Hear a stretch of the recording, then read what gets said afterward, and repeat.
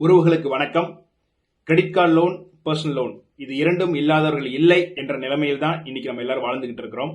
இதுல பல்வேறு காரணங்களால, அதாவது உடம்பு சரியில்லாமல் போயிருக்கலாம், இல்ல அவங்களுக்கு வேலை இழந்திருக்கலாம், இல்ல பல்வேறு காரணங்களால அவங்களால அந்த பர்சனல் லோனையோ இல்ல கிரெடிட் கார்டு லோனையோ கட்ட முடியாத ஒரு சூழ்நிலை ஆயிரும்.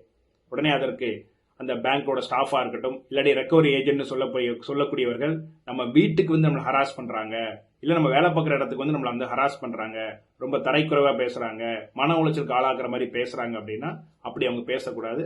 அது வந்து இல்லீகல். அப்ப நம்ம என்ன செய்யலாம்? நம்மளோட லீகல் ரைட்ஸ் என்ன?